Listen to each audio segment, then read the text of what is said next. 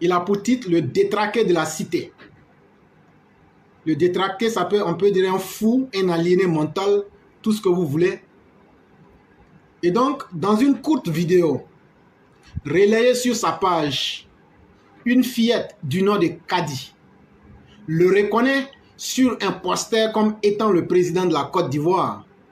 Lorsqu'on lui demande si elle connaît la personne qui est sur la photo à côté d'elle.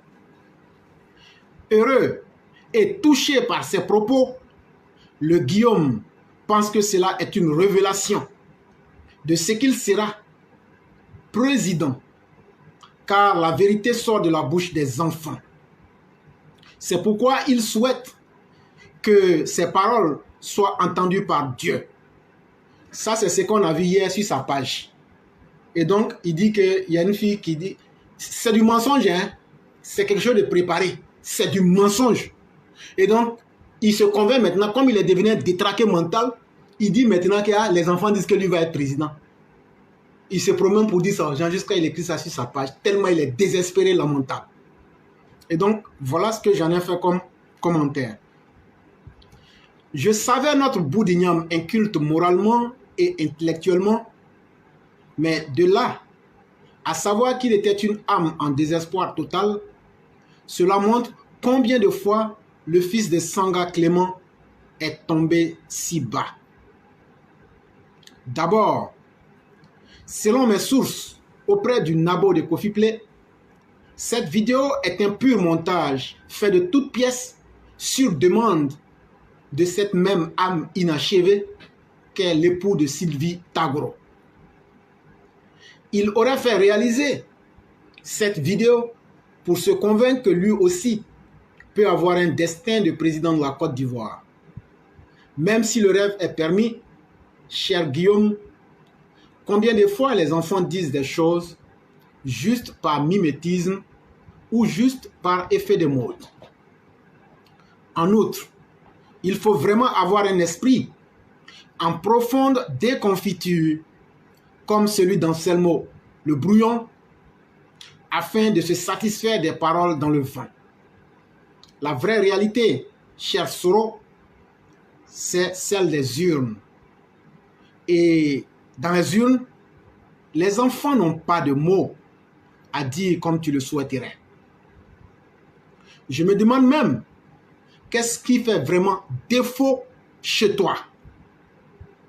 Convaincu du fait que tu es totalement dans ta déchéance politique, sans stratégie autre que de tuer les soldats ivoiriens afin de revenir au pouvoir par les armes, tu veux abandonner tes tristes et sombres réalités à travers des vidéos de thérapie préparées sur commande pour calmer tes goumins politiques. En Côte d'Ivoire, quand on parle de goumins, ça veut dire chagrin. Donc, ces vidéos-là, c'est comme des thérapies pour pouvoir calmer son goumen politique. Jeune homme, la vraie réalité est la suivante. Ni tes parents ivoiriens du Nord, encore moins ceux du Sud, Est, Centre et de l'Ouest, ne veulent de toi. Tu es devenu le paria que tout le monde déteste à fond. Personne ne veut avoir affaire à Tieni Bonani, le sicario, qui ne sait que soustraire la vie de ses semblables juste par avidité du pouvoir. Je sais que mes vérités te pénétreront jusqu'à tes entrailles, mais sache que c'est bien le fruit des méfaits que tu as causés à tes concitoyens. Aujourd'hui, tes mauvaises actions te rattrapent en ce 14 septembre 2021. Tu pourras aussi faire des nouvelles vidéos dans lesquelles notre bambine te dira que ta condamnation à perpétuité est juste une hallucination. Tu pourras même exiger d'elle qu'elle dise aussi que ton GPS n'a pas perdu le nord. Allez, cher Boudignam, apprends un peu à grandir mentalement.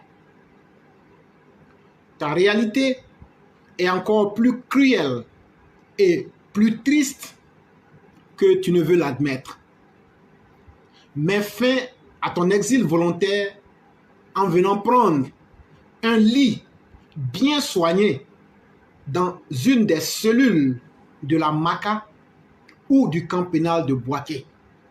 Cette même ville du centre où tu as laissé les atroces séquelles de tes années d'iniquité et de violences armées. Sache que je te suis un ami, car je ne veux pas te voir finir le corps traîné dans les rues, comme ce fut le cas d'un certain Jonas Malero Savimbi, un 22 février 2002. Source éclaireur pro vérité. Et donc, j'en ai fini. Et donc, nous allons passer directement à Madame Blanc, qui va lire son éditorial. Et dès qu'elle en aura fini, vous pourrez donc poser vos différentes questions sans problème. Donc, je dis merci à tous ceux qui ont aimé ce qu'on a fait. Et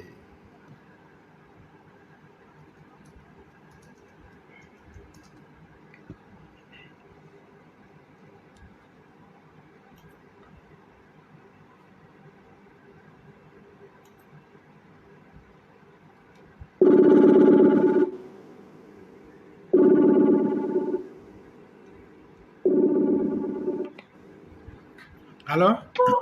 Oui. Bonsoir, Madame Blanc. Bonsoir, éclaireur. Comment allez-vous? Bonsoir à toute la classe. Bonsoir à vous. Bien, merci. Et vous-même? Oui, ça va très bien. Ok. Oui. D'accord. Ok. Je suis dans ma semaine spirituelle. Ok. Donc, mon texte de ce soir s'intitule Dieu et les hommes. Merci beaucoup. Quand j'évoque l'homme, ne voyez pas le mal dominant seulement, même s'il y est pour beaucoup. Non. Ici, j'évoque l'homme, l'espèce humaine, créature de Dieu. Qu'est-ce qu'il peut être changeant? Qu'est-ce que ces actes sont parfois frappés du sceau de la subjectivité? Pourquoi se laisse-t-il si manipuler par le gain facile? Pourquoi derrière des hommes que nous avons admirés, parfois se cachent d'autres hommes qui se transforment si facilement en détourneurs de deniers publics, mettant leurs nombreux admirateurs dans la déception? C'est à quoi que l'humanité court à sa perte, tant il est devenu si difficile de trouver des personnes intègres. Heureusement qu'il nous reste encore une personne telle que son Excellence Alassane Dramane Ouattara.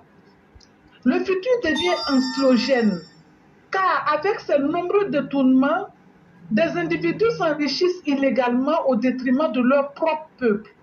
Devenir riches et puissants, ils ne regardent jamais la direction de ceux qui ont besoin d'aide. Non, ils rêvent de pouvoir. Ils veulent devenir président de la République, coûte que coûte, vaille que vaille.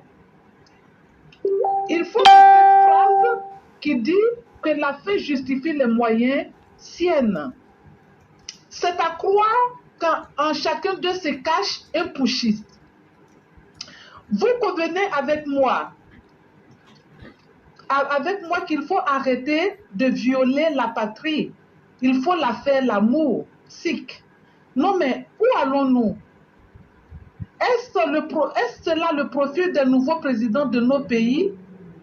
Tout comme l'autre qui, après avoir abondamment dépossédé les siens de leurs biens, fait des mains et des pieds pour prendre possession du fauteuil moelleux, quitte à s'allier au diable. Il détourne, il noue des relations avec d'autres créatures du même acabit, s'arme dans le but de s'imposer, même au prix de l'ordre social. Cependant, une chose est au contrôle, c'est la puissance divine, heureusement. Dieu, l'omniscient, l'omnipotent, il est capable de démêler le mal du bien. D'aucuns face au bien du peuple semblent oublier le regard du Créateur, mais il les expose toujours.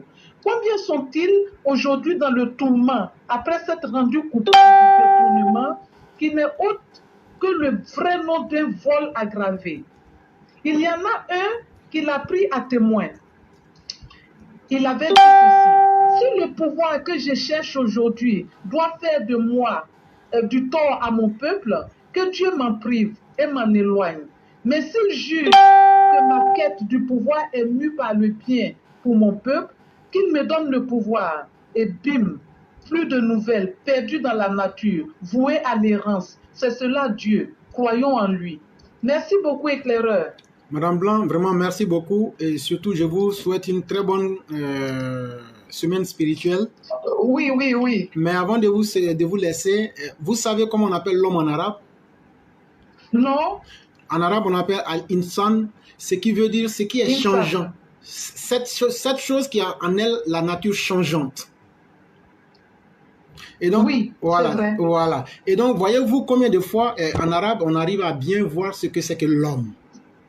Oui. Mais en même temps aussi, il est vraiment changeant. Voilà. Mais en même temps aussi, il y a un verset du Coran où Dieu même décrit l'irresponsabilité de l'homme pour dire si l'homme, l'humain, et comme vous l'avez bien défini, pas le mal dominant, mais l'homme avec grand H, savait de quoi sa responsabilité était faite, il serait moins insouciant. Et malheureusement, c'est l'insouciance qui gouverne ce monde-là. Mais Dieu est toujours Dieu. Et Dieu saura toujours amener chacun à sa vraie valeur. C'est aussi ça qui est important. Et vraiment, merci à vous. Merci beaucoup, éclaireur. Je vous salue ainsi que M. Blanc et toute la famille. Oui, okay. Oui, merci beaucoup. Okay. Bien les choses à toute la famille. Merci beaucoup. Merci, merci. Okay.